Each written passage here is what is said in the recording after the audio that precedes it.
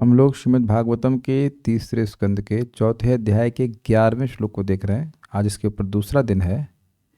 तो हमने सुना था कि भगवान उद्धव जी से कहे, मैत्रेय मुनि भी वहाँ उपस्थित थे। तो भगवान ने क्या कहा, ये लिंक स्वाभाविक सी बात है कि प्रश्न हो कि भगवान ने क्या कहा। तो उस क्या कहा पे आप सुनिए, मेरे पीछे बोलिए। श्री भगवान उवाचा श्रीभगवान् उवाच वेदाहमन्तर्मनसीप्सितं ते ददामि यत्तद् दुर्वापमन्यैः वेदाहमन्तर्मनसीप्सितं ते ददामि यत्तद् दुर्वापमन्यैः सत्रे पुरा विश्वसृजां वसूनां मत्सिद्धिकामेन वसो त्वयिष्टः।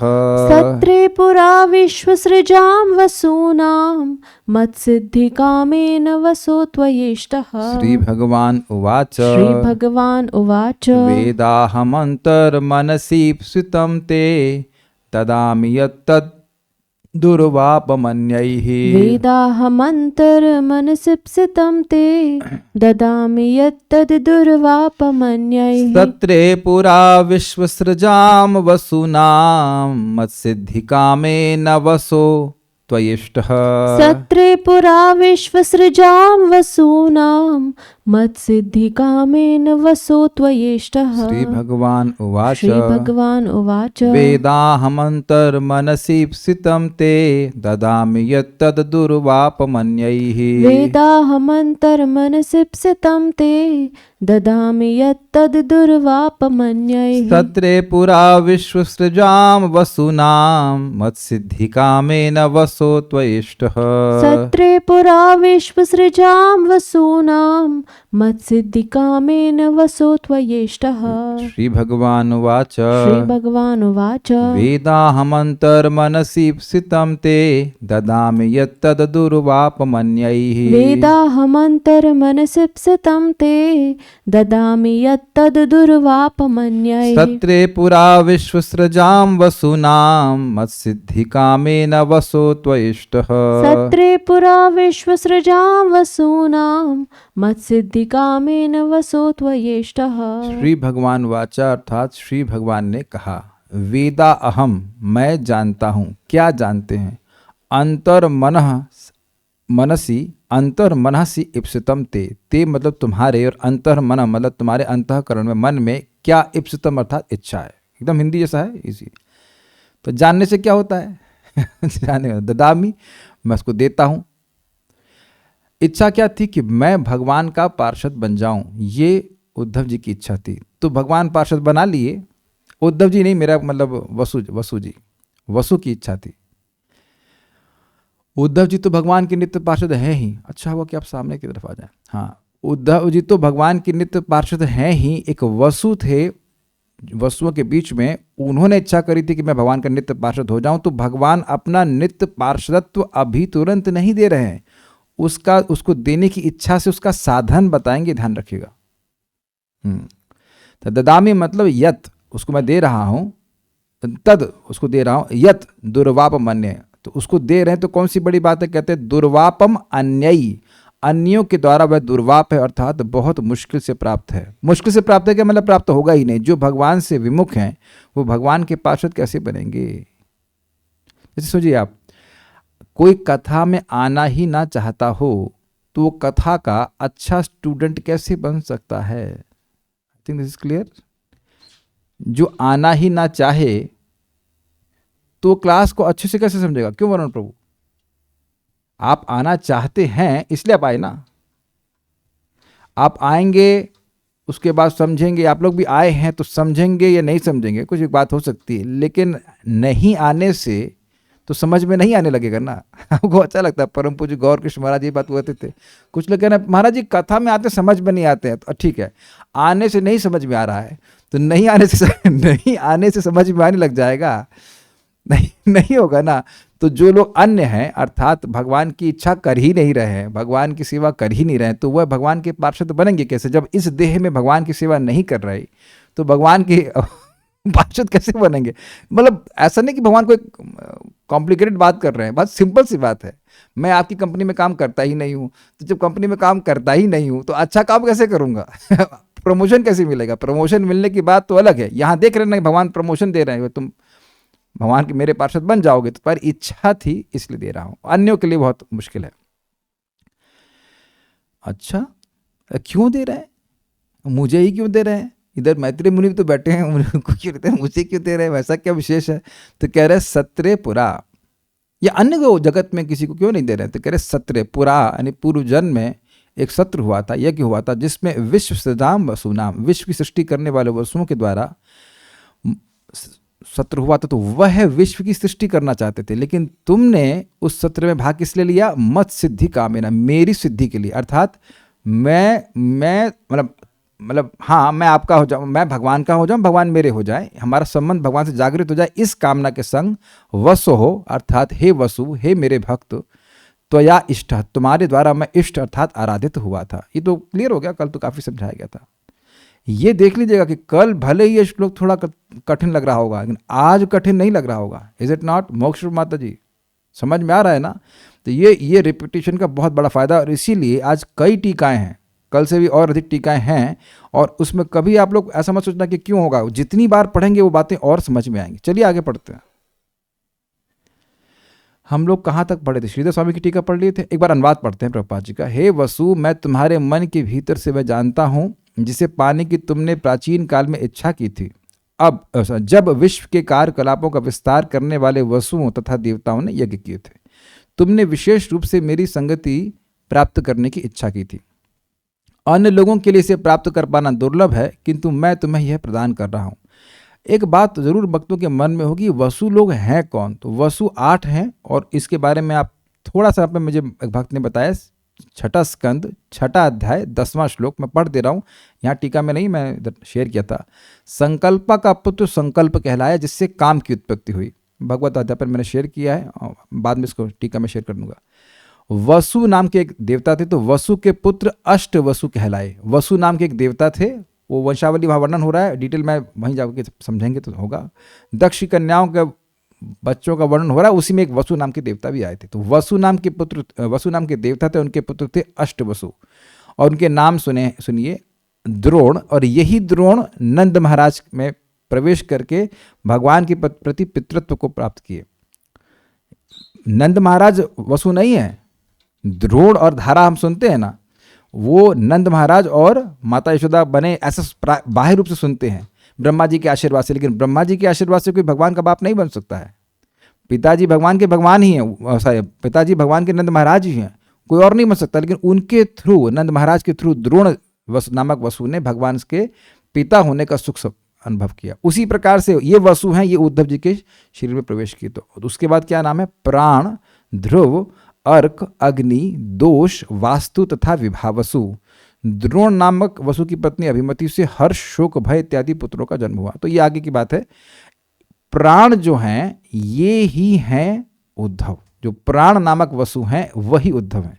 अब इसका मुझे भक्त ने बताया था कि महाराज श्री ने समझाया इसको, तो 10.46 चैप्टर में कहीं इसके रेफरेंस है। अभी मैं ढूंढ नहीं पाया जल्दी से, कभी आगे होगा समय तो मैं ढूंढ के बताऊंगा। लेकिन इतना बात समझ लें कि 8 वसु जो देवता हैं, उनमें से प्राण नामक जो वसु हैं वो हैं उद्धव जी। उद्धव जी नहीं मतलब उद्धव जी में प्रवेश किए, वो उन्होंने इच्छा करी कि मैं वो भगवान के पार्षद बन जाएं। ठीक है, क्लियर हो गया? ठीक है। ये विशेष संगति का मतलब समझ लेना चाहिए, भगवान का प्रेम से भरा हुआ पार्षद बन करके भगवान के पास चले जाना। और यही श्रीमद् भागवतम का आशीर्वाद भी। ये जो सत्र चल रहे हैं भागवतम के, ये इन्हीं लोगों के लिए हैं, उन्हीं लोगों के लिए हैं विशेष रूप से, जो भगवान की विशेष रूप से पार्षद बनना चाहते हैं। सारार्थ दर्शनी 3.4.11 वेद का आशय वेदमी है, अर्थात मुझे ज्ञात है, ऐसा नहीं कि मैं भूल गया हूं। मैं आपको वह प्रदान करूंगा जो दुर्वापमन्य ही, अर्थात अन्यों के लिए प्राप्त करना कठिन है। स्पेलिंग मिस्टेक है, करना होना चाहिए, करना कठिन है। क्यों? क्योंकि आप पूर्व जन्म में यज्ञ में एक वसु थे, जिसने ब्रह्मा जी तथा वसुओं, जिस यज्ञ में ब्रह्मा जी तथा वसुओं ने भाग लिया था, एवं मुझे प्राप्त करने की इच्छा से मैं आपके द्वारा पूजित हुआ था। आपका भूल गया इसमें, मैं आपके द्वारा पूजित हुआ था। वास्तव में तो यह वसु नित्य सिद्ध पार्षद उद्धव जी में प्रविष्ट हो गया था, तथा यद्यपि उद्धव एक नित्य सिद्ध हैं, किंतु यहाँ उनकी नित्य लीलाओं के रहस्य को गोपनीय रखने हेतु उन्हें मैत्री ऋषि सहित एक साधना सिद्ध के रूप में प्रदर्शित किया गया है। ये समझ में आई लाइन? बड़ी इंटरेस्टिंग बात है। उद्धव जी को बोल रहे हैं, ये सुना ना आपने, और उद्धव जी बोल भी रहे हैं कि मेरे को कहा। लेकिन आप ये बताइए कि उद्धव जी को नित्य पार्षद बनना है कि वे नित्य पार्षद हैं? जैसे अर्जुन है, अब अर्जुन को बोलना कि भाई मन मना भव मद भक्तो मदियाज इमाम नमस्कुरु, तुम मेरे पास आओगे, तो अर्जुन भी कहेगी खड़े किसके पास है? एक प्रश्न बनेगा ना। और उनसे अर्जुन मान लो गुस्से में कहें, अच्छा ये बता दीजिए कि आपको भूला कब? अर्जुन जैसा भक्त कभी भगवान को भूल सकता है? वो तो कह रहे ये तो हमको पहले से पता है, तो हम कर ही रहे हैं भाई, है ना, तो कर ही रहे हैं।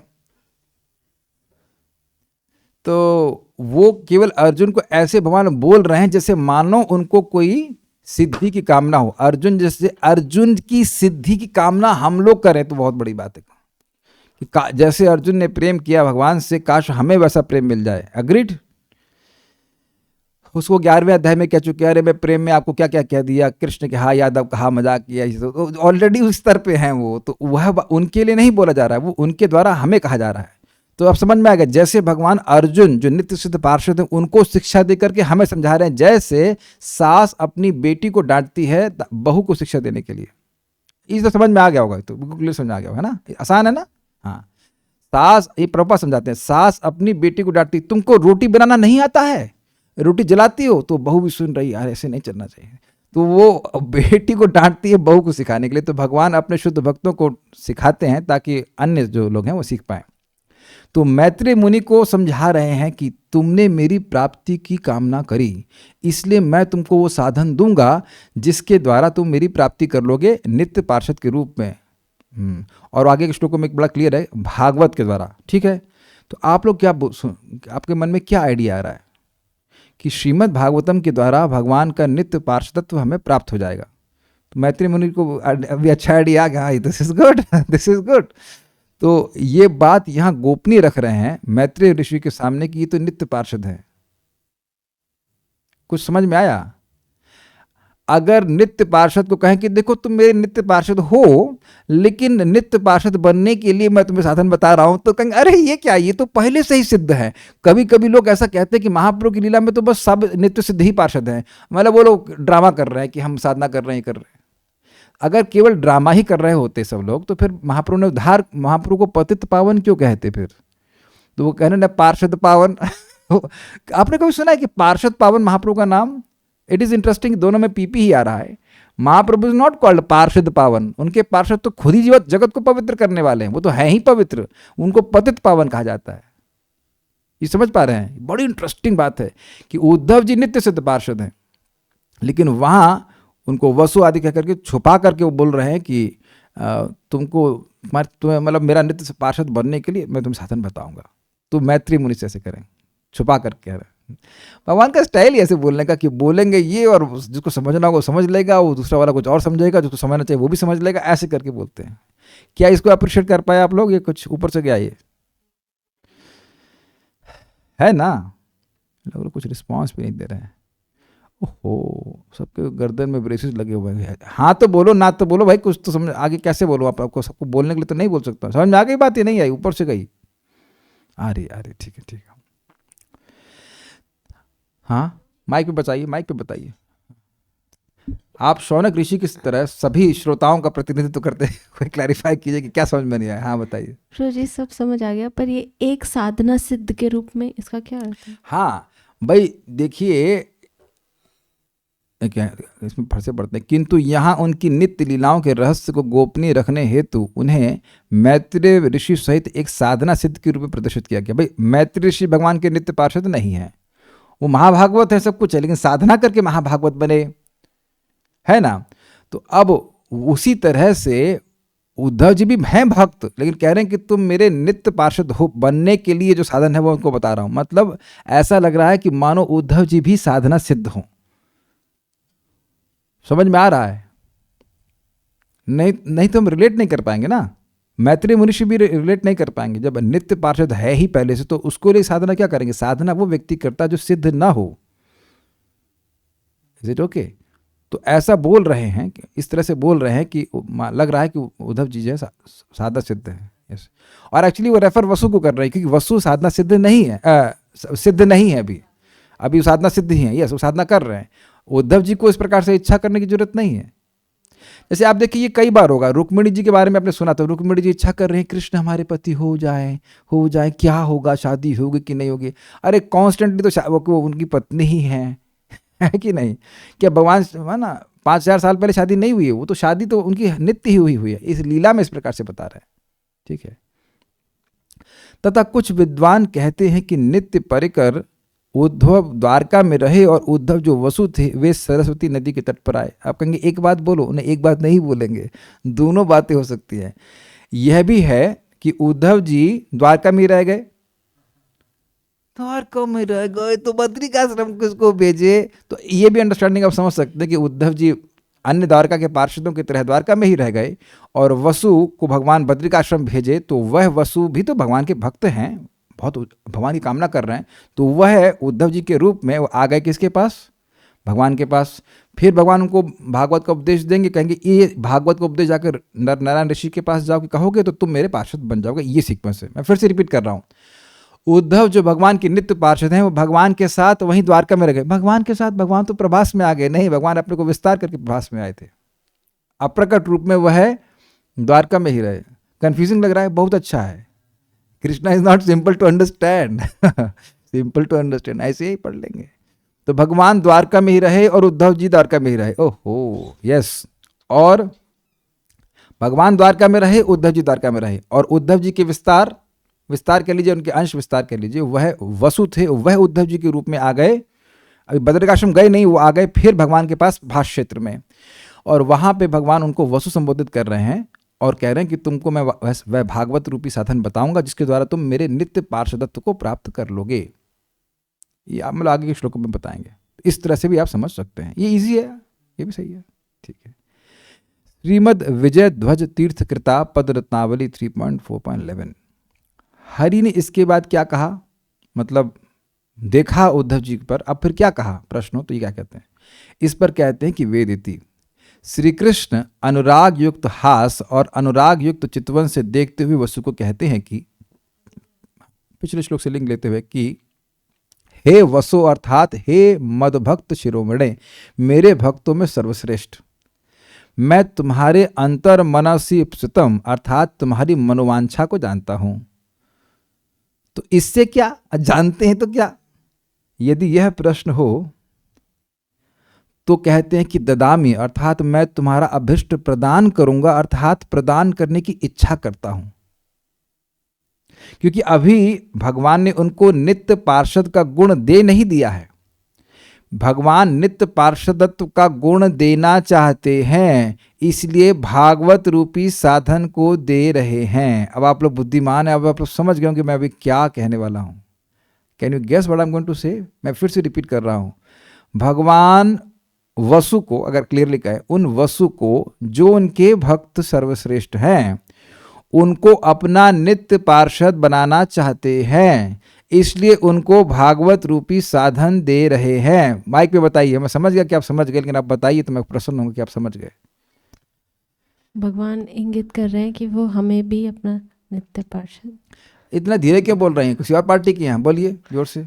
भगवान हमें इंगित कर रहे हैं उद्धव जी को कह के कि वो हमें भी अपना नित्य पार्षद बनाना चाहते हैं। यस, हमें समझना होगा कि आज इस जीवन में, मनुष्य जीवन में हमको श्रीमद् भागवतम श्रवण करने को मिल रहा है, तो हम लोगों को भी भगवान अपना पार्षद बनाना चाहते हैं।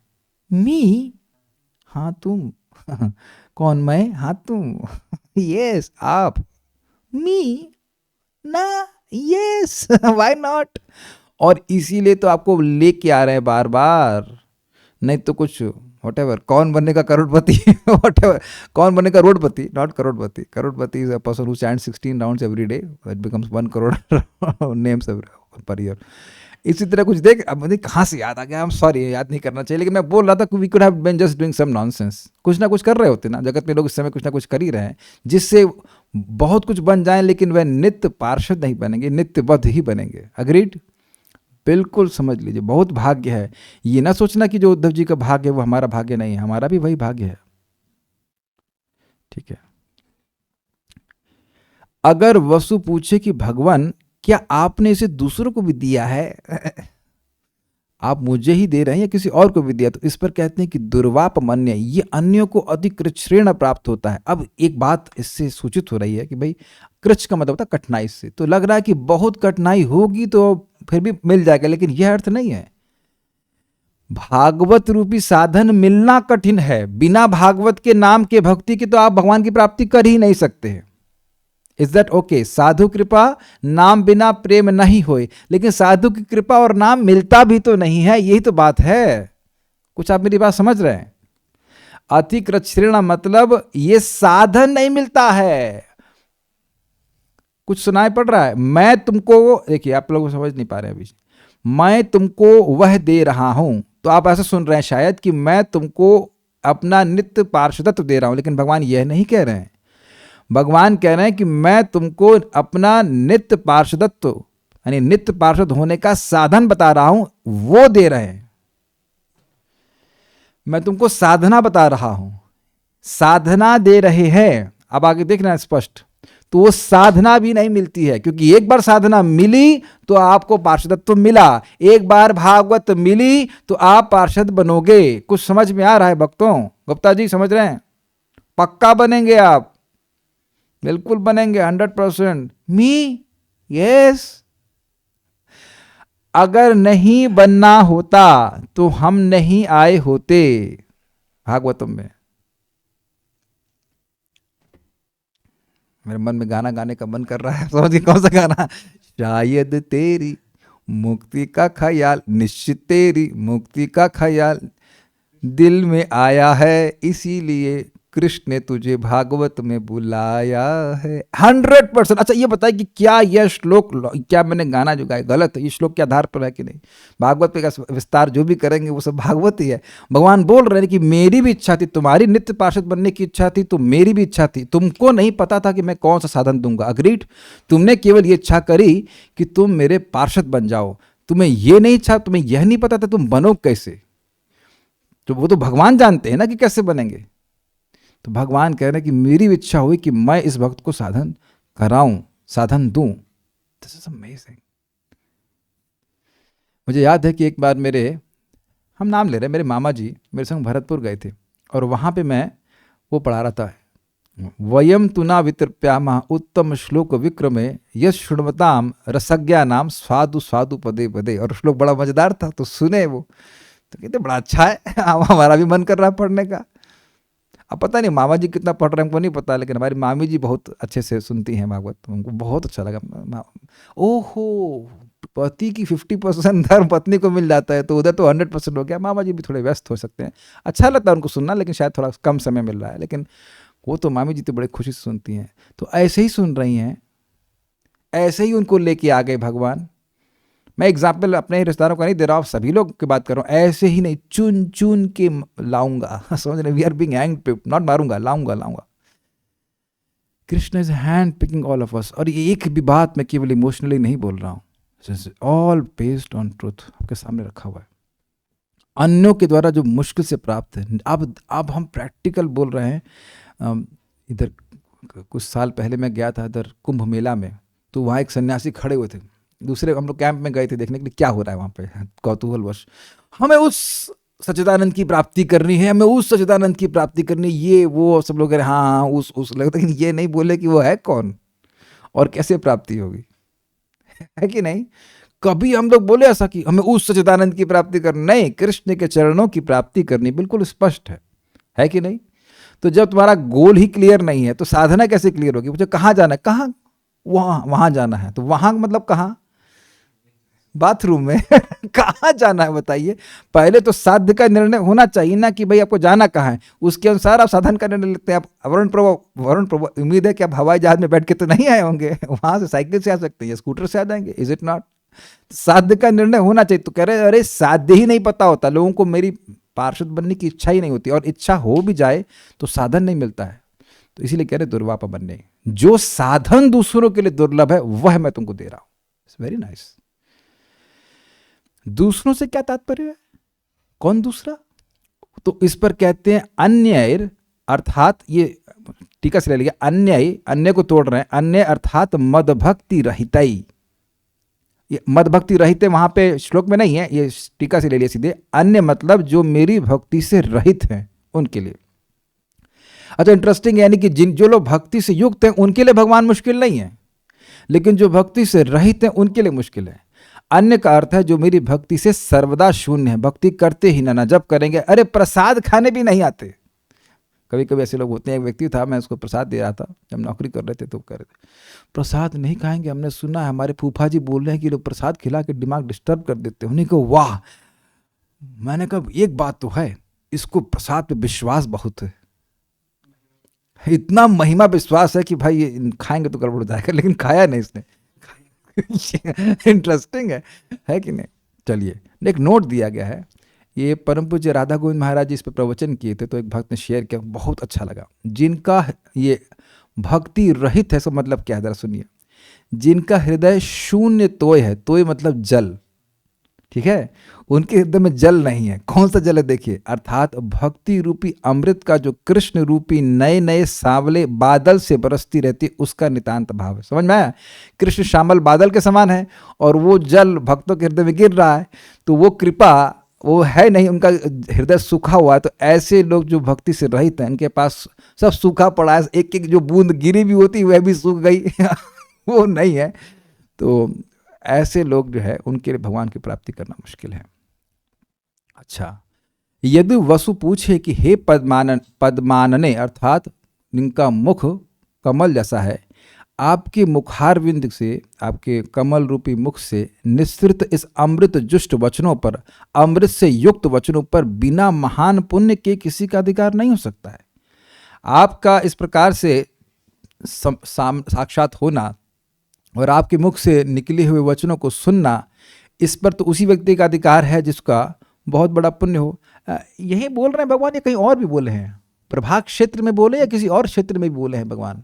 कुरुक्षेत्र में भी बोले हैं, और वहां पे भी क्या शब्द है, गीता सुगीत कर्तव्यम किमन्य शास्त्र विस्तरई यह स्वयं पद्मनाभस्य मुखम पद्माद् विनिसृतः। भगवद गीता रूप शास्त्र कोई पढ़ रहा है तो किस और शास्त्र की विस्तार करने की क्या जरूरत है, जो कि स्वयं पद्मनाभ के मुख से निकला है।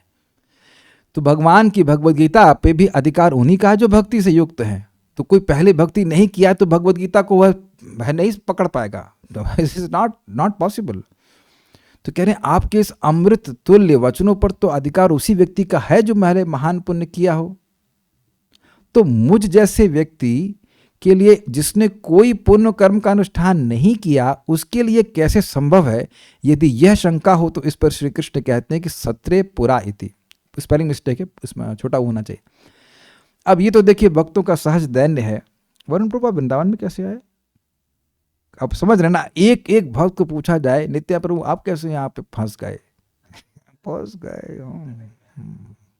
और हम ये भक्तों से पूछेंगे नहीं, क्योंकि हिस्ट्री क्या है, क्योंकि वो मेरी भी पूछ लेंगे तो अब कठिनाई यह है कि यह तो एक बात बनी ही रहेगी कि हम लोग को हरे कृष्ण मंत्र क्यों, ये टीका क्यों, इस पे क्या टीका है आप लोगों की, ये सब सुनने को मिल रहा है। Why this amrit is being received, why why why करते रहिए अनादि काल अनंत काल तक, इसका उत्तर मिलेगा ही नहीं। परम पूज्य राधानाथ महाराज कहते हैं don't ask why because you will not get any answers, और you won't get any answers, you won't get any satisfactory answer. क्यों क्यों क्यों नहीं पता, लेकिन यहां बता रहे हैं कि क्यों तुम्हारे सामने में आ रहा हूं। तो भगवान कहते हैं, इस शंका का समाधान करते हुए कहते हैं, वे कहते हैं हे वसु, तुमने पुरा अर्थात अपने पूर्व जन्म में नित्य भगवत उपासना में लगे रहने के कारण मुनि कहे जाने वाले देवताओं के सत्र अर्थात यज्ञ विशेष में मेरी प्राप्ति की इच्छा से मेरी आराधना करी थी। क्या मतलब था? मतलब यह है कि वह देवता कोई भोगी नहीं थे, वह देवता विश्व की सृष्टि करना चाहते थे और भगवान की नित्य आराधना में लगे रहते थे, और आप भी ऐसे ही थे, और आपने आराधना में तो लगे ही रहते थे, और उस सत्र विशेष में भी आपने मेरी प्राप्ति की इच्छा से ही उसमें संलग्न हुए थे। तो इसलिए आपको मैं सामने प्रस्तुत कर रहा हूँ। आप देख रहे हैं एक एक पॉइंट को एक बार आप समझ लेंगे, बेसिक पॉइंट को समझ लेंगे, फिर उसके ऊपर बहुत सारी टीकाएं डेवलप होती चली जाएंगी, वो आप समझ पाएंगे। आगे देखते हैं प्रभुपाद जी का तात्पर्य। उद्धव भगवान के नित्य संगियों में से एक हैं और उद्धव का स्वांश प्राचीन काल में 8 वसुओं में से एक था। स्वांश तो भगवान के होते हैं ना, तो एक जीव और मान लीजिए वह वसु थे। 8 वसु तथा स्वर्गलोक के देवताओं ने जो विश्व के कर्मों की व्यवस्था के लिए उत्तरदायी हैं, प्राचीन काल में अपने अपने जीवन के चरम लक्ष्यों की पूर्ति की इच्छा से एक यज्ञ किया। अब एक बहुत बड़ी बात है, आप एक शिक्षा ग्रहण कर रहे हैं। आज तक भगवत गीता में आपने यही सुना ना कि सहयज्ञा प्रजा सृष्ट्वा पुरोवाचा प्रजापति अनेन प्रसविश्वध्वम एष वो तुष्ट काम दुख। प्रजापति ब्रह्मा जी ने प्रजा की सृष्टि करी और उससे उनको कहा कि यज्ञ करो, यज्ञ के साथ सृष्टि करी और कहा कि अनेन प्रसविश्वध्वम, इस यज्ञ के द्वारा तुम प्रसविध्व अर्थात समृद्धि को प्राप्त करोगे और एष वो तुष्ट काम दुख, यह तुम्हारे लिए कामधेनु गाय के समान हो जाएगा। यानी यज्ञ करने से व्यक्ति की इच्छाओं की पूर्ति होती है। अगर पुण्य नहीं होगा तो कुछ नहीं होगा। तो एक मन में डाउट होगा कि यहाँ तो जगत में हम देख रहे हैं कि लोग पुण्य नहीं कर रहे हैं, पाप कर रहे हैं, फिर भी वो मतलब कुछ भौतिक मिल जाता है, वो पहले का किया गया पुण्य है और वो क्षीण होता जाता है, फिर आप देखेंगे वो एकदम खत्म भी हो जाते हैं और एटलीस्ट सुखी तो नहीं रहते। तो यहाँ एक बहुत बड़ी शिक्षा क्या प्राप्त हो रही है कि कुछ महान कार्य करना है तो उसके लिए यज्ञ करना होता है, भगवान का आशीर्वाद चाहिए होता है, उससे संपादित सब कुछ होता है। जब देवता कर रहे हैं तो फिर हम लोग को तो करना ही चाहिए। ये भागवतम एक यज्ञ है, हरिनाम एक जप यज्ञ है, इससे शक्ति मिलती है कुछ महान कार्य करने के लिए। बहुत इंपॉर्टेंट शिक्षा ले रहे हैं। उस समय उद्धव के एक अंश ने एक वसु के रूप में भगवान का संगी बनने की इच्छा प्रकट की। प्रभु ये उद्धव का अंश का क्या मतलब है, मुझको नहीं पता। ये जीवात्मा का खंड खंड नहीं होता है तो क्या कहा जा सकता है? भगवान बता चुके हैं ना भगवत गीता में कि आत्मा को काटा नहीं जा सकता है, तो अंश का क्या मतलब है पता नहीं क्या मतलब है। एक जो बात कुछ समझ में आ रही है वो ये है कि कुछ भाव लेके चल रहे हो, बाकी हमें कुछ नहीं पता इसके बारे में। इस इज बियॉन्ड अंडरस्टैंडिंग। कहीं प्रभुपाद जी इस पर और बताए होंगे या कुछ होगा मिलेगा तो हम बताएंगे, और कोई भक्त कुछ बारे में जानता हो तो स्वागत है, हमें बताइएगा, हम भक्तों को बता पाएंगे। भगवान इसे जानते थे क्योंकि वे हर जीव के हृदय में परमात्मा या पराचेतना के रूप में उपस्थित रहते हैं। आज मैं मंगल आरती जा रहा था तो रास्ते में एक तार झूल रहा था। आप जानते हैं ऐसे में क्या होता है, मुझे बिल्कुल देखा नहीं और एकदम से पीछे हुआ। तो मैं पहले सोच रहा था ये हम लोग उसको इंस्टिंक्ट्स कहते हैं, लेकिन एक्चुअली इंस्टिंक्ट नहीं, ये परमात्मा है। जिस चीज़ को आप देखे ही नहीं उसको पीछे से कैसे हट गए। आप लोग से भी कई बार हुआ होगा, कोई बड़ी नई बात नहीं बोल रहा हूँ, लेकिन भगवान ऐसा पीछे कर देते हैं। बहुत बार तो भिड़ भी जाते हैं ना, तब इंस्टिंक्ट क्यों नहीं काम करती। Very interesting. पराचेतना मतलब वह चेतना जो हमारी चेतना के परे है। हर एक के हृदय में पराचेतना का प्रतिनिधित्व होता है जो हर जीव की आंशिक चेतना को स्मृति प्रदान करता है। इसको आप समझ सकते हैं।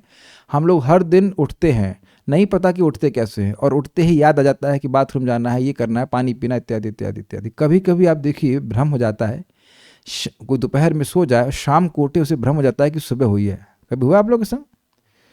मैंने एग्जाम्पल दे चुका हूँ कि बाली में गए थे, उठे और ब्रश करने जा रहे थे तो एकदम से वो व्यक्ति बोला ये टूथपेस्ट नहीं है, अंदर से ये शेविंग क्रीम है। ओ हाँ अच्छा नहीं तो दांत शेव हो जाते। तो आप देख रहे हैं कि हर व्यक्ति इस प्रकार से every moment he is controlled by Krishna. बहुत इंपॉर्टेंट है भाई। हम बोल रहे हैं भगवान आप प्लीज मत सुनना, मैं खाली बोल रहा हूँ, भगवान सुन लेते तो बड़ी दिक्कत होती। लेकिन आपका हमारा कोई अपमान कर रहा है तो वो होना चाहिए था। अरे हम जैसे मेरे जैसे सत्पुरुष का, प्योर डिवोटी का अपमान होना चाहिए। नहीं अभी आपको प्योर बनाना चाहते हैं भगवान, आपकी इच्छा थी ना प्योर होने की, इसलिए वो दिव्य गुण देना चाहते, आपको सहनशील बनाना चाहते, इसलिए वो टेस्ट दिलवा रहे हैं आपको। भगवान प्लीज मत सुनना जो मैं बोल रहा हूँ जरूर भगवान कुछ परीक्षा लेंगे, लेकिन ऐसा होता है। कोई व्यक्ति कोई कुछ नहीं कर सकता, ना अच्छा ना बुरा आपके प्रति, अगर भगवान ना चाहे। और भगवान कभी गलत नहीं चाहते। आंशिक चेतना के रूप में जीव अपने विगत जीवन की घटनाएं भूल जाता है, किंतु परा चेतना यानी भगवान उसे स्मरण कराते हैं कि ज्ञान के विगत अनुशीलन के अनुसार किस तरह कर्म किया जाए। इस लाइन को समझिए। जैसे कल से मैं हेब्रू में क्लास दे रहा हूं, दूंगा, संभव है एक दिन में हेब्रू सीख जाएंगे ना। तो आप देख रहे हैं कि आज मैं हिंदी बोल रहा हूं, क्यों? क्योंकि कल बोल रहा था, और कल क्या बोलूंगा? हिंदी बोलूंगा, क्योंकि हिंदी ही आती है। समझ में आया? ऐसे ही जब हमारी मृत्यु होती है तो जो आपने इस समय अभ्यास किया है उसकी स्मृति भगवान करा देते खट से। इट्स जस्ट, प्रभुपाद बड़ा स्पष्ट कहते हैं कि मृत्यु केवल कुछ महीनों का सोना है, 6 महीने ऐसे कुछ बताते हैं, सिंपल। तो कोई न कहना कि हमारे पिताजी मर गए, पिताजी सोने गए हैं फिर बेटा जी बनने के लिए या बेटी जी बनने के लिए जाएंगे। किसी का कोई ना माता जी मरी हैं ना किसी के पिताजी मरे हैं, वो सोने चले गए, फिर अब थोड़ा 6 महीने के लिए सो रहे हैं, उसका तो उठ करके फिर वो आपको याद नहीं रखेंगे, उठ करके आपको याद नहीं रखेंगे, ठीक है ना। हम लोग, वैसे मेरी भी जो नींद है वो 41 साल पहले भंग हुई थी समझ आया? कोई कहे कि आपको जन्म कब हुआ? 41 साल पहले हमें कुछ जागृति हुई थी तो प्रकार करने लगे। ये होता है। परम पूज्य राधा गोविंद महाराज समझा रहे थे कि देखिए, आप इस जीवन में देखेंगे कुछ लोग बड़ा मीठा बोलते हैं, बड़े दानी होते हैं, बड़े अच्छे स्वभाव वाले होते हैं। तो क्यों होते हैं? और उन्हीं का एक भाई है, वो मान लीजिए एकदम बिल्कुल विद्रोह करेगा, बिल्कुल उल्टा चलेगा। ये तो आप लोग देखे हैं ना, एक ही माँ के दो अलग डिजाइन के बच्चे क्यों हुए? तो कारण यही है कि वह उनका डिजाइनिंग पहले से चिप लगा के भेजे हुए भगवान वही चिप चालू करेंगे। इसीलिए कुछ लोग जो भक्त होते हैं वो भक्ति में आगे बढ़ते चले जाते हैं, जो अभक्त हैं वो वैसे ही प्रवृत्त होते चले जाते हैं। ये बात है। तब कहेंगे प्रभु जी फिर असुर तो असुर ही बना रहेगा। हाँ जी हाँ, वैसा ही बना रहेगा अगर भक्त लोग दया नहीं करते। Is it okay? भगवान को हस्तक्षेप नहीं करते। तुम असुर बनना चाहते हो बनते जाओ, भक्त बनना चाहते हो बहुत अच्छी बात है, फिर तो और संगत देते हैं। तो ये जो हमने अनुशीलन किया है उसके अनुसार ही व्यक्ति कर्म करेगा। इसलिए एक बात आप चिंता भूल जाइए कि अब आप भक्ति नहीं करेंगे। मतलब डरना चाहिए कि भक्ति छूट ना जाए, लेकिन आप भक्ति करोगे जरूर, ये बात सत्य है, क्योंकि भक्ति के संस्कार कभी नष्ट नहीं होते। कुछ भक्तों को हम यहाँ पे देख रहे हैं कि घर में बहुत विरोध हो रहा है लेकिन भक्ति नहीं छोड़ते हैं। भगवान ना करे कभी छोड़े, लेकिन तो क्यों ऐसा आकर्षण है? आप लोग को आश्चर्य नहीं होता? आप उन लोग को असुर मत मानो, खाली ये सोचो कि मैं भक्ति में इतना आकर्षित क्यों हूँ। मतलब वो लोग और मतलब वो जो भक्त है और अन्य उसके व्यक्ति क्यों नहीं है? क्या कारण है? पिछले जन्म का ऐसा उनका भाव है और ऐसा कार्य किए, इसलिए उनका चित्त का ऐसा निर्माण हो गया कि भक्ति में कोई उनका भी आकर्षण नहीं है। ठीक है, ये बात है। भगवद गीता में इस तथ्य की पुष्टि अनेक प्रकार से हुई। ये यथा माम प्रपद्यन्ते ताम सतैव भजाम्यहम्, भगवद गीता 4.11। तथा सर्वस्य चाहम हृदय सन्निविष्टो मत्तः स्मृतिर्ज्ञानम अपोहनम च, भगवद गीता 15.15। तो क्या कहना चाहते हैं प्रभुपाद जी? क्यों कह रहे हैं?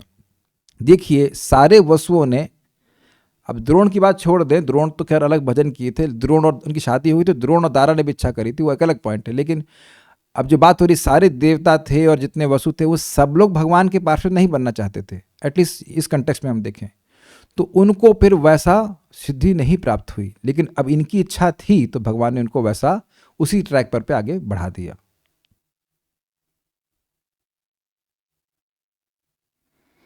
आज मैं जब इसको तैयार कर रहा था तो मुझे सन 2007 की बात याद आ रही थी। महाराज जी को तो हम सुने ही थे तब, और तब मैं सोच रहा था कि महाराज को कितनी भागवत में रुचि है। उतना तो हमें कुछ भी नहीं है, लेकिन भागवत में ऐसा क्या है, भागवत में ऐसे क्या रुचि है, ऐसा क्या टेस्ट है? इसी जीवन में भगवान इच्छा पूर्ण कर रहे हैं। मैं अभी भी नहीं कह रहा हूं कि बहुत रुचि है, लेकिन अच्छा लगता है। जो 2007 में था उससे तो बहुत अच्छा लगता है। मैं आप लोगों को अपने अनुभव से बता रहा हूं कि अगर आपकी इच्छा है, मेरा जितना भी थोड़ा बहुत अनुभव है, भगवान की भक्ति में आप कुछ इच्छा कर लीजिए कि हमें ये चाहिए, वो भगवान निश्चित पूर्ण करेंगे। मैं भौतिक तो कर ही रहे हैं, आप भक्ति की इच्छा भी करेंगे ना तो वह भी पूर्ण करेंगे। ये ऐसा हो ही नहीं सकता। वो तो आपसे ज्यादा आतुर है। ये भागवत पढ़ क्यों नहीं रहा है, ये पढ़ क्यों नहीं रही है, ये भगवान का आग्रह है। अब तो दुर्वाप भी नहीं है, प्रभुपाद जी ने तात्पर्य लिख दिए हैं, सब कुछ है, तब क्यों नहीं पढ़ रहा है नालायक? ट्यूशन मास्टर भी लगा दिया, तब क्यों नहीं पढ़ रहा है? अच्छा, माता पिता लोग, आप लोगों को दिक्कत होगी ना कि कभी कभी बच्चे को ट्यूशन लगाओ फिर भी नालायक पढ़ते नहीं है, तो बड़ा बुरा लगता है ना। ट्यूशन मास्टर दे दिया है तब भी नहीं पढ़ते, है कि नहीं? तो भगवान का तो आग्रह है कि आप पढ़ें। हम लोग पढ़ें और सुने और आस्वादन करें, and we can never forget the taste of Shrimad Bhagavatam, never ever. एक छोटा पॉइंट आपको बोल रहा हूँ यहाँ पे पढ़ने के ऊपर, आपने नोटिस किया कि हम लोग हर दिन कुछ ना कुछ पढ़ना चाहते हैं, that's why we are eager for somebody to chat with us, something, कुछ पढ़ना चाहते हैं। प्रभुपाद बोलते हैं सबके अंदर ही हैंकरिंग है पढ़ने की, लेकिन उसको पढ़ करके वो संतुष्टि का अनुभव नहीं करते जो आप भागवत पढ़ करके करते हैं, भगवद गीता के प्रभुपाद जी के तात्पर्यों को पढ़ के करते हैं, है ना, देख लीजिए। और अद्भुत बात है कि संतुष्टि यहाँ मिलती है, लेकिन अकेले पढ़ने का संकल्प नहीं मिलता। तो करिए, इसी से और रुचि प्राप्त होगी। तो हम बात कर रहे थे कि इन्होंने इच्छा करी थी और भगवान देख लिए कि ये इच्छा किए हैं कि मेरा पार्षद बनना चाहते हैं, तो ऐसी व्यवस्था करेंगे। एक बात बताइए, हम तो खैर नहीं समझ पा रहे हैं, हम तो देख ही रहे कि सब कुछ जादू हो रहा है, आप लोग को जादू नहीं लग रहा? एक भक्त बोल रहे थे इतनी टीका होती है हम तो कभी सोचे नहीं थे कि इतनी सारी टीका होती है।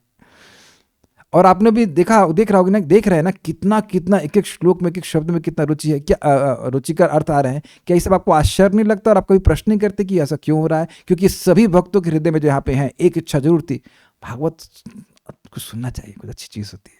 कभी ना कभी इच्छा आई होगी भक्ति करते हुए भी, तो भगवान व्यवस्था कर रहे हैं।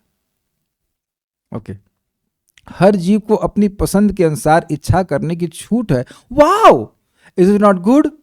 चलो भाई, सब लोग इच्छा करो कि हम भगवान के पार्षद बन जाएं। हम इच्छा करने में क्या दिक्कत है? जब फ्री इच्छा करो कि भगवान का नाम हमें रुचि मिल जाए। हम लोग 2 लाख नाम उच्चारण कर रहे हैं, 3 लाख कर रहे हैं, ये कर रहे हैं, वो कर रहे हैं, दिन भर भागवत पढ़ रहे हैं। जब छूट है और देने वाले को देने में कोई दिक्कत नहीं है, तो क्या दिक्कत है? कठिनाई ये है कि कलयुग में छूट इच्छा भी नहीं करते लोग। आप लोग तो करते हो, लेकिन आप देखो, एक बार सार्वभौम विरोध में कह रहे थे, भागवतम में प्रथम स्कंद में लिखा है कि भागवत कलयुग में केवल इच्छा करने से पुण्य मिल जाता है। तो पूछे कितने लोग सुबह से 10,000 लोग खाना खिलाने के बारे में सोचियो, 10,000। और आप विचार करेंगे तो हम लोग सुबह से सोचे भी नहीं कि हम 10,000 लोगों को खिला रहे हैं। सपना भी याद आता होगा 10,000 लोग बैठे हुए हैं, हम मतलब घी का पुआ पकौड़ी बनवा रहे हैं, सोचते भी नहीं है। ये कलयुग की स्थिति है। Is it not? Please raise your hand कि अगर आप सोचेंगे नहीं, सोचे हैं, कभी सोचे हैं 10,000 लोग खाना खिला रहे हैं? सोचने की भी स्थिति नहीं होती है। मतलब सोचे तो अच्छी बात है। तो सोचने की छूट है, इच्छा की छूट है, किंतु इस इच्छा की पूर्ति भगवान द्वारा की जाती है। अब आप ये बताइए, भगवान आप चाहते हैं कि आप भक्त बने या ना बने? माइक में बताइए। जी, चाहते हैं। और अगर आप भी चाहने लगे तो भगवान आपकी इच्छा को पूर्ण करेंगे कि नहीं करेंगे? बस सिंपल। बस हर व्यक्ति सोचने या इच्छा करने के लिए स्वतंत्र है, किंतु उसकी पूर्ति परम इच्छा पर निर्भर करती है। लेकिन एक बात ध्यान रखिएगा, व्यक्ति बहुत ध्यान सुनना, सोचेगा वही जो सुना है। बहुत मैं रिपीट कर रहा हूं ये बात, सोचेगा वही जो सुना है। जो सुना ही नहीं वो सोचेगा भी नहीं। सब लोग सोच के सोचिए ये बात की क्या कह रहा हूं मैं। आपने वैकुंठ के बारे में सुना है, गोलोक के बारे में सुना है, हमारी दीदी भी सुन ली है, हाँ गोलोक मिल जाता तो बड़ा अच्छा होता। तो सुनी तब ना इच्छा आई, जब सुनेंगे ही नहीं तो इच्छा भी नहीं होगी। टिम्बकटू तो गए होंगे आप लोग, वृंदावन से टिम्बकटू कौन सी दिशा में है? टिम्बकटू।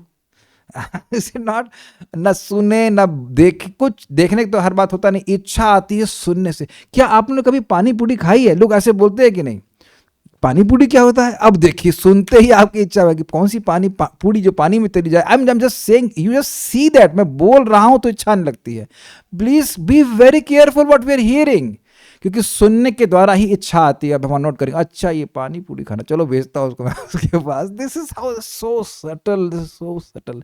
हियरिंग इज खतरनाक। श्रवण के द्वारा भगवान के पार्षद बन सकते हैं, हम लोग बन सकते हैं और बनेंगे, और श्रवण के द्वारा ही कहीं और चले जाएंगे जहां बिल्कुल जाने लायक नहीं है। Very nice. तो सुनिए, स्वतंत्र है, लेकिन स्वतंत्र कहां? उसकी रेंज में ही स्वतंत्र है। वो जो खाना सामने उसकी आया है वही खाएंगे ना, उससे अधिक तो आप नहीं खा सकते हो। तो जब तक भक्तों की संगत नहीं होगी, उसके मन में ये संकल्प कौंधेगा भी नहीं कि हमें भगवान का पार्षद बनना है। और अगर कौंध गया, मैं जानती, अगर इसको समझ में आ गया, अगर इसने इच्छा करना शुरू कर दिया कि भगवान का पार्षद बनना है, तो भगवान तो बहुत सस्ते में मिल रहे हैं। क्या रेट चल रहा? तुलसी और जल। अरे मार्केट तो गिर गया, हाँ पहले से गिरा हुआ है। तुलसी और जल अर्पण करने से भगवान अपने आप को दे देते हैं और आपको भी ले लेंगे। भगवान की कथा सुनने से मिल जाते हैं भगवान, लेकिन इच्छा ही नहीं करता व्यक्ति। तो आप लोग सब इच्छा कर रहे हैं, इसीलिए यहाँ पे आए हैं। आते रहिए, ऐसी बातें सुनते रहेंगे तो इच्छा बढ़ती चली जाएगी। ये बात समझ लीजिए कि भगवान के अलावा कोई और इच्छा होगी तो पहले वह पूरी होगी, फिर भगवान मिलेंगे। देख लो हमसे अच्छा है कि नहीं देख लो, कंपेयर कर लो, रिव्यू देख लो कि क्या है, हमसे अच्छा है कि नहीं। स्त्री चाहिए, हाँ देख लो स्त्री लेकर के। धन चाहिए, धन लेको देख लो, धन चाहिए जन ले लो, स्कॉलर बन जाओ, जो चाहे कर लो, हमसे अच्छा निकला नहीं, आपसे तो थोड़ा बोरिंग है, पता नहीं है, हाँ तो आओ हमारे पास आओ। That's why Krishna gives. ये मैं मजाक में नहीं कह रहा हूँ, ये भागवत का शब्द है। स्वर्गाप वर्ग मत धामा कथंचित यदि वांछति। मेरे शुद्ध भक्त, मेरे भक्त अगर स्वर्ग चाहते स्वर्ग मिल जाएगा, मोक्ष चाहते हैं मोक्ष मिल जाएगा, मेरा धाम चाहते हैं वह भी मिल जाएगा। मद भक्ति लभते अंजसा, बड़ी आसानी से मिल जाएगा, बहुत आसानी से मिल जाएगा। लेकिन कथंचित मतलब यदि चाहते हैं, अर्थात भगवान के भक्त तो भगवान की अहेतु की भक्ति ही चाहते हैं, वो सब ये नहीं चाहते। ये सब चीजें तो क्या करेंगे लेकर के, ठीक है।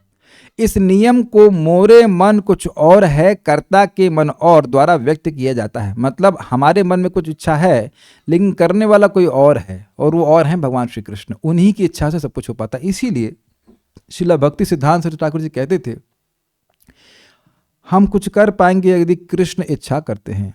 आई will be able to give class Krishna willing. बार बार कहते थे कि कृष्ण इच्छा करेंगे तब होगा।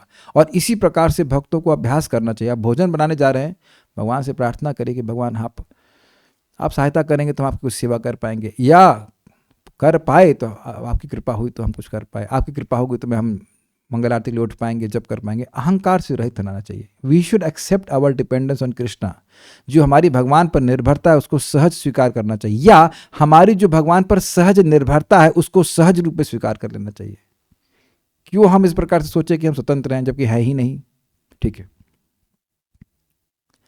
प्राचीन काल में जब देवताओं तथा वसुओं ने यज्ञ किया, यानी केवल वसुओं ने नहीं किया, अन्य देवता भी थे, तो एक वसु के रूप में उद्धव ने भगवान की संगति करने की इच्छा प्रकट करी। ये उद्धव नित्य पार्षद नहीं है, ये वसु हैं जो उद्धव के अंश हैं, जो ज्ञानियों या सकाम कर्मियों के लिए अत्यंत दुर्लभ है। ये अन्य की व्याख्या, अन्य मतलब जो भक्त नहीं है, ज्ञानी है, कर्मी इत्यादि हैं। ऐसे लोगों को भगवान का संगी बनने के विषय में कोई व्यवहारिक बातें ज्ञात नहीं होती। यही बता रहा था मैं, भक्तों की संगत प्राप्त होती ही नहीं, इसलिए भक्ति में आते भी नहीं। केवल शुद्ध भक्त भगवत कृपा से ही जान सकते हैं कि भगवान की निजी संगति जीवन की सर्वोच्च सिद्धि है। अभी मैं बता रहा था कि भगवान कह रहे हैं कि अगर मेरा धाम चाहता है, अगर मेरा धाम चाहता है तो उसको भी वह आसानी से प्राप्त हो जाता है। तो आप कहेंगे आई भगवान का धाम प्राप्त करना कोई खराब बात है या इच्छा रखना खराब बात है? देखिए बात क्या है, यदि हम भगवान का धाम इसलिए प्राप्त करना चाहते हैं कि इस जगत में दुख है, तो वस्तुतः हम भगवान को नहीं चाह रहे हैं। अगर आप सूक्ष्म रूप से विचार कीजिए, अपने दुख की निवृत्ति चाह रहे हैं, उसमें भी कुछ मात्रा में मोक्ष की इच्छा है। लेकिन अगर आप ऐसे कहें हमको भुक्ति नहीं चाहिए, हमको मुक्ति नहीं चाहिए, भुक्ति मतलब भोग, हमको भक्ति चाहिए बेसिकली, और यही आत्मा की मूल नीड है। We want to love and we want to accept love. जैसे कि श्रीधर, खोला बच्चा श्रीधर ने कहा, भगवान ने कहा तुम्हें क्या चाहिए खोला बच्चा श्रीधर। ये वो पार्षद हैं भगवान के जहाँ पे भगवान उनसे ये केले के पत्ते के दोने बेचते थे और केले के कुछ पत्ते, केला कद्दू वद्दू बेचते थे। भगवान उनके संग अच्छा पास टाइम करते थे, रोज झगड़ा करते थे। कहते तुम बहुत महंगा लगाते हो जो कहते महंगा, मैं तो बहुत सस्ता लगाता हूँ। नहीं नहीं तुम बहुत महंगा लगाते हो। पर काफ़ी देर झगड़ा करेंगे, फिर कहेंगे देखो मैं ब्राह्मण हूँ, तुम्हें फ्री में दे देना चाहिए, तो छीन के लेके आ देंगे।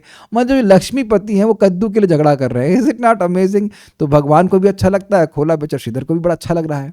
तो जो एक बार महाप्रभु महाप्रकाश लीला में खोला बेचा श्रीधर को बुलाते हैं, तो खोला बेचा श्रीधर को कहते हैं कि मांगो क्या मांगते हो, अष्ट सिद्धि चाहिए तुम्हें, तीनों लोगों का राज्य चाहिए, ये चाहिए, मोक्ष चाहिए, वो चाहिए, सब दे दूंगा। कहते नहीं, तो क्या चाहिए? हम चाहते हैं कि वो ब्राह्मण बालक रोज हमारे पास आए और झगड़ा करे हमसे।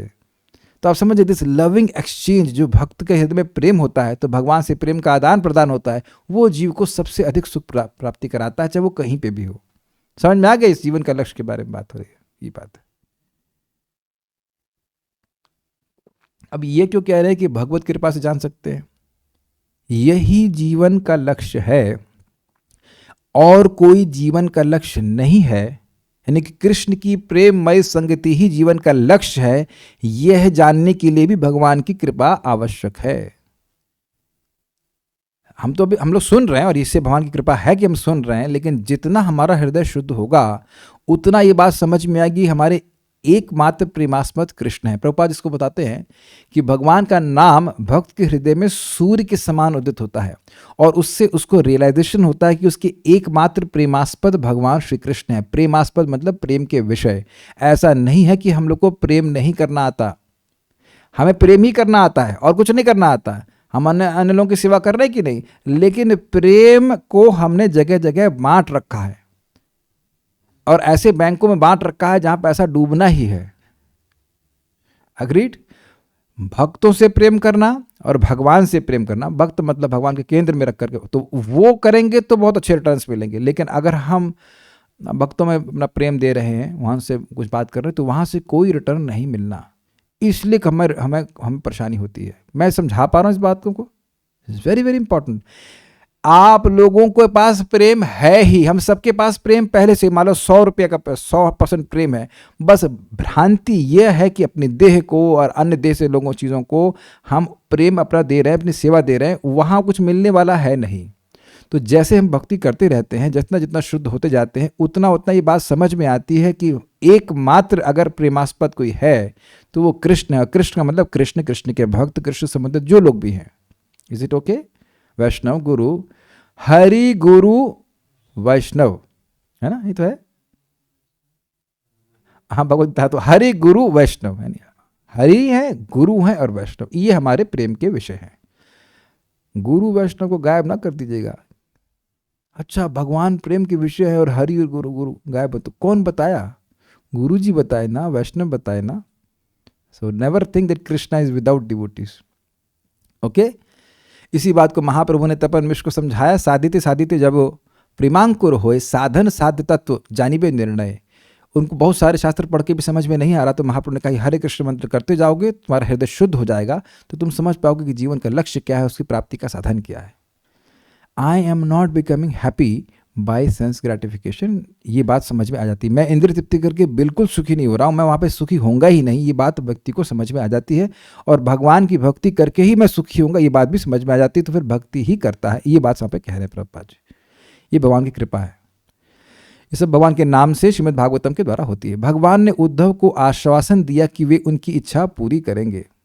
ऐसा प्रतीत होता है कि जब भगवान ने संकेत द्वारा उद्धव को इसकी जानकारी दी, तो महर्षि मैत्रेय भगवान की संगति प्राप्त करने की महत्ता से अंत में अवगत हो गए। अब एक इंटरेस्टिंग बात है, जो बात छूट गई थी उसका मैं कुछ क्लियर कर रहा हूँ, जो हमने सुबह बात कर रहे थे उसको समझाता हूँ। देखिए, बात आई थी कि भाई ये महाभागवत हैं और यदृच्छा यहाँ पहुँच गए जब उद्धव जी को भगवान संदेश दे रहे हैं, तो ये अज्ञात सुकृति के द्वारा महाभागवत बन गए, कैसे बन सकता है? तो बात थोड़ी सी गलत हो रही थी। अज्ञात सुकृति से महाभागवत नहीं बने थे, महाभागवत बने थे भक्ति करके ही। लेकिन अब कौन सी भक्ति थी जिसकी सुकृत से उनको ये मौका मिल गया कि जब भगवान उद्धव जी को बोल रहे हैं तो यह भी उपस्थित है, तो ये बात नहीं समझ में आ रही। वहाँ भगवान नहीं बोले मैत्री मुनि को कि तुमने पहले क्या किया था जिसकी वजह से तुम आज यहाँ सुनने को उपस्थित हो। ये मैत्री जी को भगवान नहीं बोल रहे हैं। भगवान जानते हैं कि किस कारण से उनको आज ये सौभाग्य मिला है कि वह आज हमारे बीच में सुन रहे हैं। मतलब उद्धव जी और भगवान कृष्ण की वार्ता को साक्षात सुन रहे हैं, ये भगवान जानते हैं, लेकिन बोले कुछ नहीं, क्योंकि बात वह उद्धव जी से कर रहे हैं। Is that okay? तो वो भी कुछ रेजोल्यूशन हो गया जो हम लोग वहां पे चर्चा कर रहे थे। और यहाँ एक इंटरेस्टिंग बात है कि भगवान चाहते थे कि मैत्रेय मुनि को भी ये बात पता चले कि भगवान का नित्य पार्षदत्व बनना ही जीवन की सर्वोच्च सिद्धि है। ये प्रभुपाद समझा रहे हैं। भाई अगेन, मैत्रेय मुनि के लिए सुनना आवश्यक था, तो हम please raise hand if you're a muni. मुनि होने से पहले अपनी दाढ़ी का साइज दिखाना क्या मैत्री मुनि के बराबर है या नहीं? दाढ़ी तो आपकी भी नहीं, हाँ जी है। मुनि मतलब मननशील। So well, to some degree devotees are मननशील। वो तो हम खाली दाढ़ी वाली बात विनोद में कह रहे थे, लेकिन बात यह है कि कृष्ण भगवान मैत्रेय मुनि को भी अपना पार्षद बनाना चाहते हैं। बेटी को शिक्षा देकर बहू को शिक्षा दी जा रही है। दिख गया? फिर से रिपीट हो रही बात, क्लियर? ये नोट दिया गया, ये नोट परम पूज्य राधा गोविंद महाराज के ही नोट्स में से है, बस पढ़ दूंगा, समझ में आ जाएगा। वसुओं में से एक वसु ने भगवान का पार्षद बनने के लिए भगवान का भजन किया। गीता में भगवान कहते हैं, ये यथा माम प्रपद्यन्ते ताम सतैव भजाम्य हम। अपने भक्त वसु की अभिलाषा भगवान पूरा किए।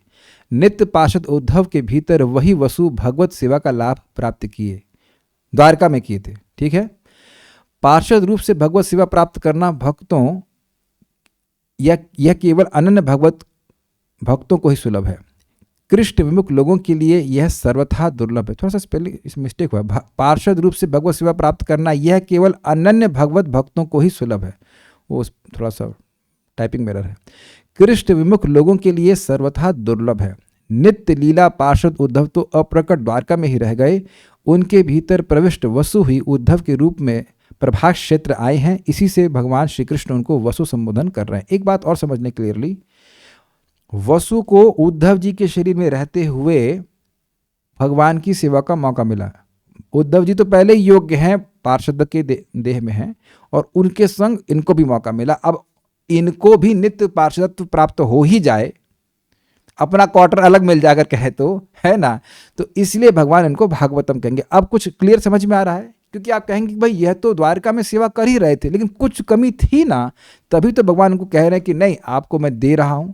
तो वहां सेवा का मौका मिला इनको द्वारका में, लेकिन फिर और प्रगति करने के लिए कि भाई स्वयं भी नित्य पार्षद बन जाएं, इसलिए भगवान फिर से उनको समझा रहे हैं, साधन भागवतम बता रहा है। कुछ क्लियर हो रहा है? और ठीक है। सुबोधनी, तुमने मुझे जो प्राप्त करने की इच्छा, एक मिनट, तुमने जो प्राप्त करने की इच्छा मन में की थी, जो एक्स्ट्रा आ गया, तुमने जो प्राप्त करने की इच्छा, तुमने जो प्राप्त करने की, नहीं, क्या प्राप्त करने की इच्छा थी? भगवान को प्राप्त करने की। तुमने जो प्राप्त करने की इच्छा मन में की थी वह मैं जानता हूं। यह वाक्य अनुवादक है, जिसके कहने का भावार्थ है कि जो तुम फल चाहते हो वह ही दूंगा। मतलब जानता हूं खाली ये बात कहकर नहीं होगा, जानने से क्या होता है, मेरा सामर्थ्य भी है कि मैं दूंगा, तो उस बात का अनुवाद, उसका ट्रांसलेशन है यहाँ पे है। स्टाइल बड़ा अच्छा है कहने का। भगवान यह कहना चाहते हैं कि मैं जो फल तुम चाहते थे वो मैं दूंगा, लेकिन बोल ये रहे हैं कि मैं जानता हूं कि तुम क्या फल चाहते थे। तो मान लो भगवान अपने आशय को अनुवाद करके बोल रहे हैं, जो वो सोच रहे हैं उसको वह ट्रांसलेट करके बोल रहे हैं।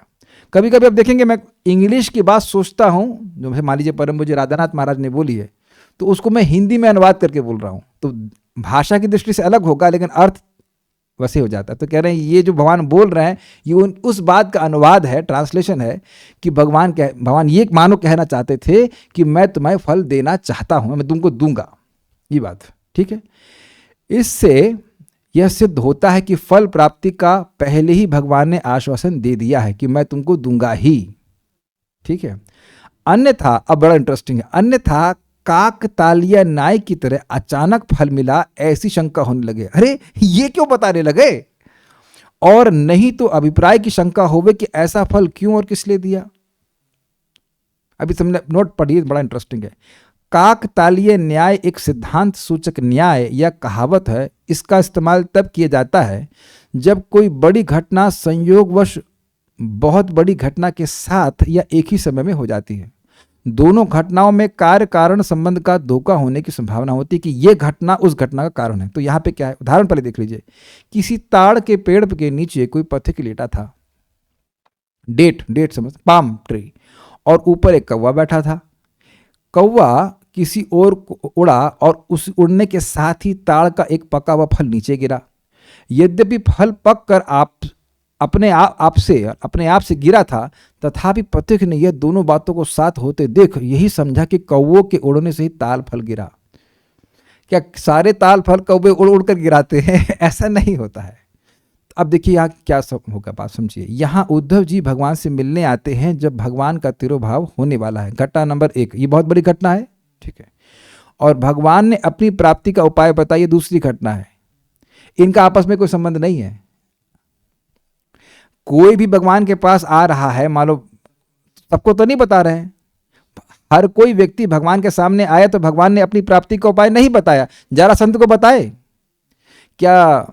दुर्योधन को बताए क्या? शिशुपाल को बताए? नहीं बताए। दो बड़ी घटना हुई, भगवान के सामने आना और भगवान के द्वारा उस ज्ञान को प्राप्त करना जिससे भगवान के नित्य पार्षदत्व की प्राप्ति हो जाए। लेकिन ये दोनों घटना एक साथ हो रही तो कोई कहेगा कि बिना कारण बता रहे हैं, भगवान की इच्छा नहीं है और वो बता रहे हैं, तो लग रहा है कि ऐसा होने लगा हो कि क्योंकि उद्धव जी सामने आ गए भगवान जाने से पहले इसलिए भगवान बता रहे हैं। ये नहीं बात है। समझ पा रहे हैं मेरी बात? ये काकतालीय न्याय में मत लगा दीजिएगा इधर कि भाई भगवान जो है मतलब केवल उद्धव जी कहीं गलती से पहुंच गए या हो पहुंच गए भगवान के, तो भगवान तो वही जाने से पहले मैं बता दूं उसको। ऐसा नहीं है। भगवान की अभिलाषा तो बहुत पहले से थी, जब वो उनकी इच्छा थी कि मैं भगवान का पार्षद बनूं तभी भगवान की इच्छा थी।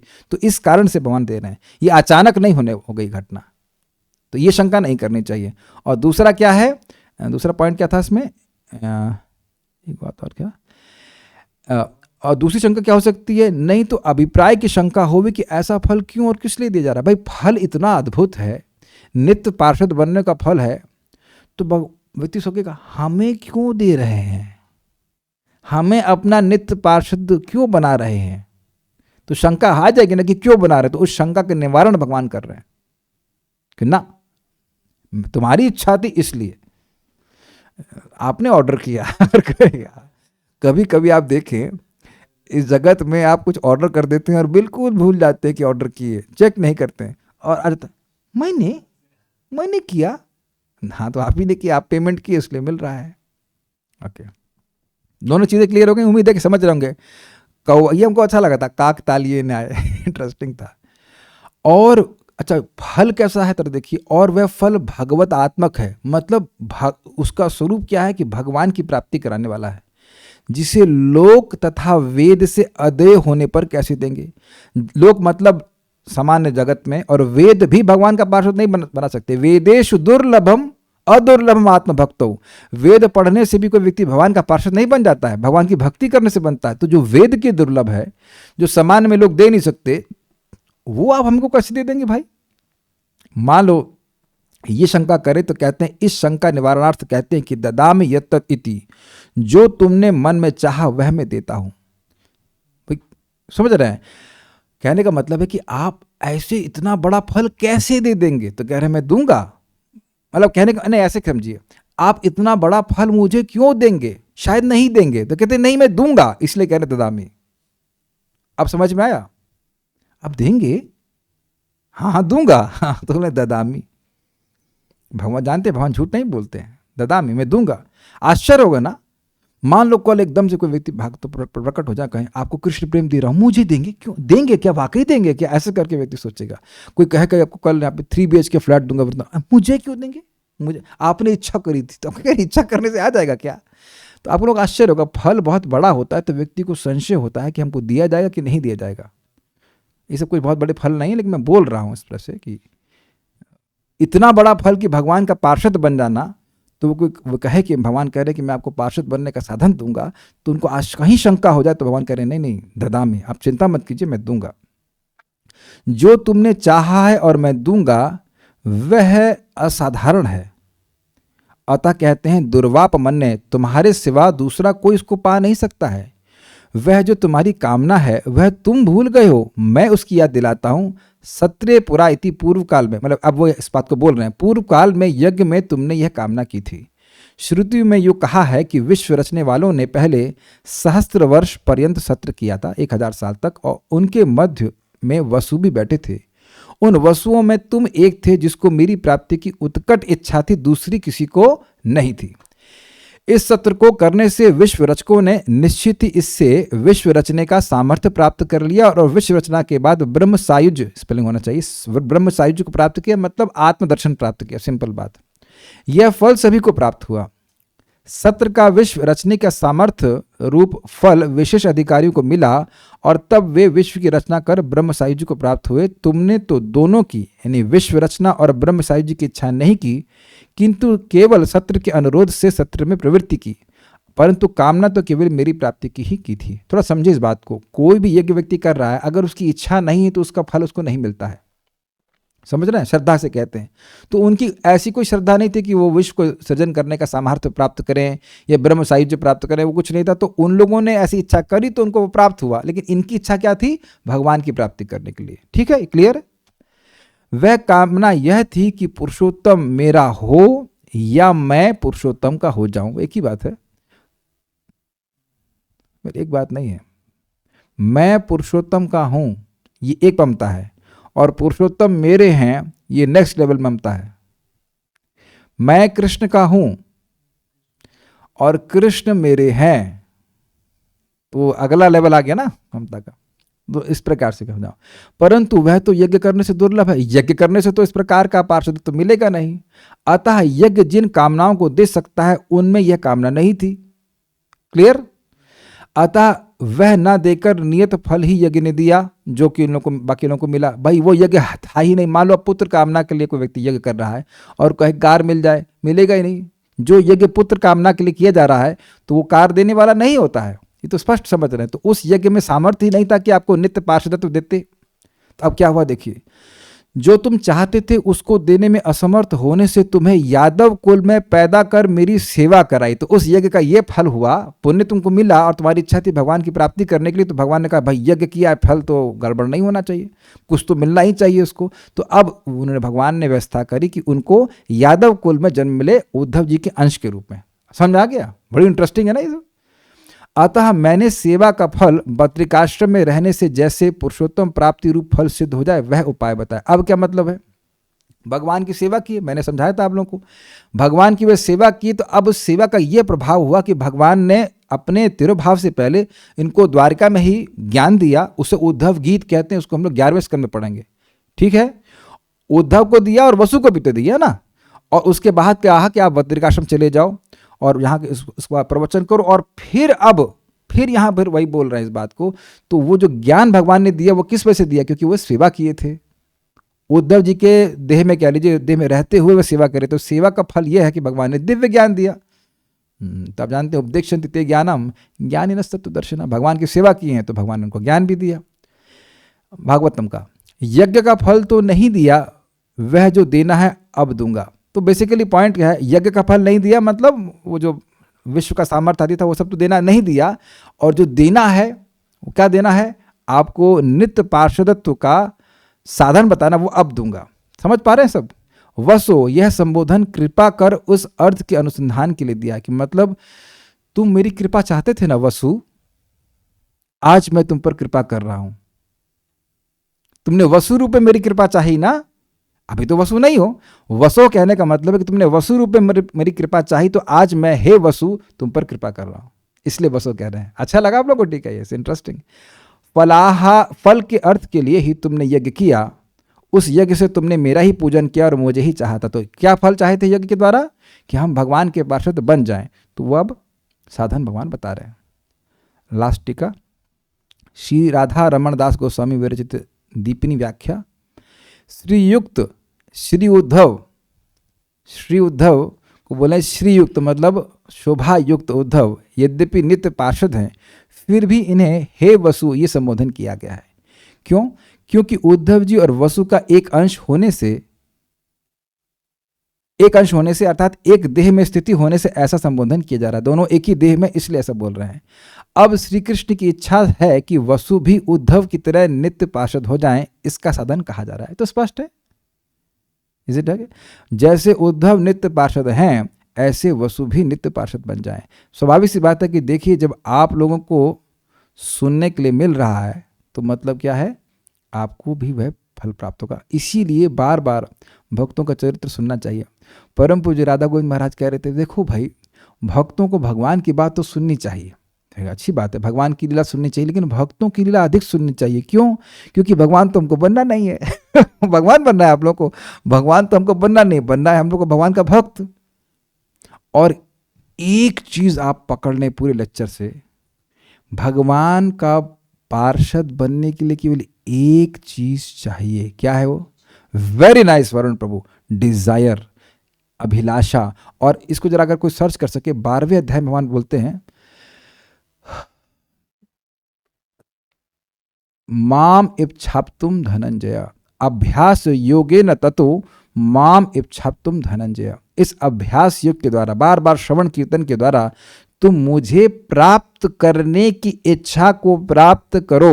बड़ा ध्यान से सुनिएगा क्या बोल रहा हूं, मुझे प्राप्त करने की इच्छा को प्राप्त करो। अब देखिए ट्रांसलेशन देखिए 12 पॉइंट समवेयर 13, अभ्यास योगेन ततो माम इच्छाप्तुम धनंजय। ठीक है, इच्छा पूर्ति के लिए प्रयास भी करना होता है क्या ब्रो जी?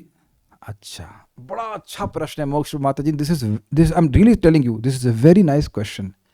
प्रश्न है कि यदि क्या इच्छा के लिए प्रयास भी करना होता है?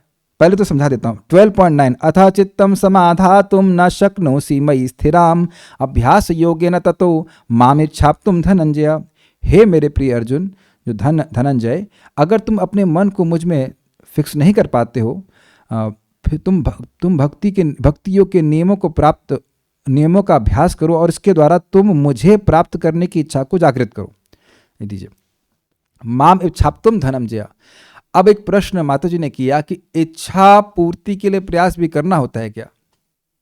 ये बताइए। This is brilliant statement if you can think. इच्छा होगी तो उसके अनुरूप प्रयास होगा। क्यों भाइयों, माता जी, प्रभु जी, क्या बिना इच्छा के कोई कार्य करते हैं? जी नहीं। आप कहें हम तो उनके बंधन में रह के काम कर रहे हैं, आपकी इच्छा है उनके बंधन में रहने की, नहीं तो कुछ आप ये कह ही नहीं सकते कि हम इसके दबाव में काम कर रहे हैं। आपकी इच्छा है उसके अंदर दब के रहने की, इसलिए कर रहे हो, है कि नहीं? ऐसा तो नहीं कह सकते कि आप सारे पूरी दुनिया के लोग उसी व्यक्ति का आश्रय लिए हैं, किसी और का आश्रय ले लो। Can you hear this? अगर इच्छा है तो उस इच्छा की पूर्ति के लिए आप प्रयास करोगे ही। भोग के लिए भी और योग के लिए भी कर ही रहे हैं। जो हृदय में इच्छा आती है वही तो खाते हैं, वहीं तो देखने जाते हैं। आपके मन में इच्छा है, आप सब भक्तों की इच्छा में, तभी तो आप यहाँ पे आए। जिस नौकरी में आप कर रहे हैं, जो भी कार्य कर रहे हैं, वही तो आप अपनी इच्छा से तो कर रहे हैं। जो व्यक्ति नौकरी कर रहा है, वरुण प्रभु, कल से आप क्या मतलब सब्जी मार्केट में चले जाएंगे सब्जी बेचने के लिए, बहुत बड़ा मतलब एम्पायर खड़ा कर रहे हैं। आप शायद कभी संकल्प भी नहीं क्योंकि मैं एक सब्जी मैग्नेट बनूं सारी सब्जियां मुझे, it just does not come. Agreed Ratnesh Prabhu, आप बिजनेस खोलना चाहते हैं कुछ? नहीं भैया, बैंक में काम कर लिया। नहीं, जब इच्छा ही नहीं होगी तो काम ही नहीं करेंगे वो। ये बात एकदम ध्यान से समझ लीजिए। तो यानी आपने बड़ा अच्छा प्रश्न किया, यानी समझ गया मैं क्या कह रहा हूं, क्यों तारीफ कर रहा हूं। अगर भगवान का पार्षद बनने की इच्छा आ गई तो साधन तो डैम इजी है। मन मना भव मद भक्तो मदिया जिमाम नमस्करू, it's just damn easy. Difficulty भगवान का भजन नहीं है, डिफिकल्टी है भगवान के भजन करने की इच्छा। नहीं तो प्रभात क्यों बोलते हैं, what is the difficulty in chanting 16 rounds, any lay man can do who is laying down his bed. Lay man मतलब जो लेटा हुआ हो वह भी कर सकता है। बताइए, कोई 2 घंटा पढ़ के, कोई किसी की हिम्मत हो बता दे कि 2 घंटा पढ़ के आप IAS बन जाएंगे? कोई बना है आज तक? हमको तो नहीं लग रहा सब बना है। 8-8 घंटे 10-10 घंटे पीठ टूट जाती तब पढ़ते हैं, और उसके बाद भी सिलेक्शन नहीं होता है। और यहाँ 2 घंटा जब नहीं हो रहा है, तो जब में आपको भगवान का पार्षद बनने को मिल रहा है, तब क्या कठिनाई है? 11 पढ़ लेना। 10.14.4 चक्रवर्ती पाद की टीका कहते हैं, अरे भैया, ये जो मोक्ष प्रदान करने वाले भगवान हैं, ये तो फूल वूल से संतुष्ट हो जाते, तो मोक्ष के लिए क्या प्रयत्न कर रहे हो? तो जो भगवान का भजन नहीं कर रहा है, इसका मतलब वो करना नहीं चाहता है। तो अगर इच्छा होगी तो आप प्रयास करेंगे ही। समझ गए आप? तो इच्छा को बलवान करना है भगवान के भक्तों की संगत से। हालांकि ऐसा होता है कि इच्छा करते बिल्कुल भूल जाने पर भी भगवान पूरी कर देते हैं। हालांकि ऐसे होता है कि इच्छा करके भूल जाने पर भी भगवान पूरी कर देते हैं। यह भी ठीक है, इच्छा करते हैं और भूल गए तो भगवान नहीं भूलते हैं। देखिए, हम प्रैक्टिकल देखिए, मेरी दीदी को हम जब बताए थे गोलोक के बारे में, इट वॉज समथिंग अराउंड 2004 और 2016-17 मतलब 18-19 साल हो गए। उसके बाद उनको 1 साल वृंदावन में रहने को मिला, वट एवर रीजन्स। प्रसाद खाने को मिला, माता जी के संग रह रही थी, वो माता जी भक्ति कर रही थी, वह भी कुछ जब करने लगी। घूमी तो टहली तो यहाँ पे, उसको मॉर्निंग वॉक पे जब करना अच्छा लगता, मैं करो कोई दिक्कत नहीं। उसके हृदय में यह भी इच्छा आ गई कि वैकुंठ सॉरी मतलब गोलोक में, यहाँ मतलब वृंदावन में घर लूंगी। ये वो इच्छा तो आ रही है, इच्छा तो आ रही है ना। आप लोगों को बहुत आसान लग रहा होगा, लेकिन ये आसान है नहीं। बात समझने का प्रयास कीजिए। बहुतों को तो संकल्प ही नहीं बनता है। अग्रीड, पैसा होने के बाद भी संकल्प नहीं होता है कि हम वृंदावन की मिट्टी को सूंघ के भी आए। वृंदावन की मिट्टी जो न चट्टी उसका जीवन एकदम मिट्टी। ओके, यानी नर, अच्छा एक प्रश्न, यानी नर नारायण ऋषियों को वसु जी ने ज्ञान दिया। Well you can say, but he was not normal Vasu, भगवान के द्वारा एम्पावर्ड थे। भागवतम भगवान सुनाएंगे, उसके बाद भी फिर डायरेक्ट भगवान सुना रहे हैं। तो एक बात समझिए, मैं यहाँ बोल सकता हूँ लेकिन ज्ञान समझवा नहीं सकता हूँ। भगवान इतने अद्भुत हैं कि बोल देंगे और सारा ज्ञान प्रकट भी तुरंत हो जाएगा। क्या प्रमाण है प्रभु जी को? प्रमाण बताइए ना। ब्रह्मा जी को नहीं दिए, मेरे अनुग्रह से जो मैंने बातें बोली हैं वो तुम्हारे हृदय में प्रकाशित हो जाए। सब भूल जाते हैं बच्चा पार्टी। और यही चीज़ सनातन गोस्वामी को 2 महीना यही चैतन्य महाप्रभु पढ़ाए, यही भगवान श्री कृष्ण पढ़ाए। और फिर वो सनातन गोस्वामी जी बोले कि आपने जो जो पढ़ाया है आप आशीर्वाद दीजिए, मेरे सर पे हाथ चरण रखिए कि मेरा ये सारा बात स्फुरित हो जाए। तो महाप्रभु जहाँ तक मुझे स्मरण आ रहा है अपने हाथ को उनकी छाती पे रखते हैं या सर पे रखते हैं कि जो मैं तुमको शिक्षा दिया हूँ वो तुम्हारे हृदय में स्फुरित हो जाए। मत्ता स्मृति ज्ञान में पहुँचना चाहते। तो वो वसु जी कोई नॉर्मल वसु हैं। अब अगला कल श्लोक देख लीजिएगा, उनको बोले हैं, बड़ा अच्छा है अगला श्लोक, ये तुम्हारा आखिरी जीवन है। कई बार लोग ज्योतिष को दिखाते हैं हमारा आखिरी जीवन है कि नहीं। जब ज्योतिष को पूछो कि उसका आखिरी जीवन है कि नहीं, not, come on, nobody can tell that, I mean not really. तो भगवान बोलेंगे कि ये तुम्हारा आखिरी जीवन है उद्धव वसु जो भी आप कह लीजिए। उद्धव तो खैर वैसे भी भगवान के पार्षद हैं। तो उम्मीद है कि आप लोग को अच्छा लगा, और उम्मीद है कि बहुत सारी ये टीकाएं आ रही हैं उससे आप लोग को अच्छा ही लग रहा होगा, आप समझ पा रहे होंगे। और ऑल इंटेलिजेंट डिवोटीज। कोई जूम पे कोई प्रश्न, जूम चैट पे नहीं है, इसका उपयोग नहीं करते कोई? अच्छा ठीक है, कोई प्रश्न नहीं करना, सो विल स्टॉप। कुछ प्रश्न है? नहीं। Thank you all very much. Shrimad Bhagavatam की जय, श्रील प्रभुपाद की जय, निताय गौर प्रेमानंदे।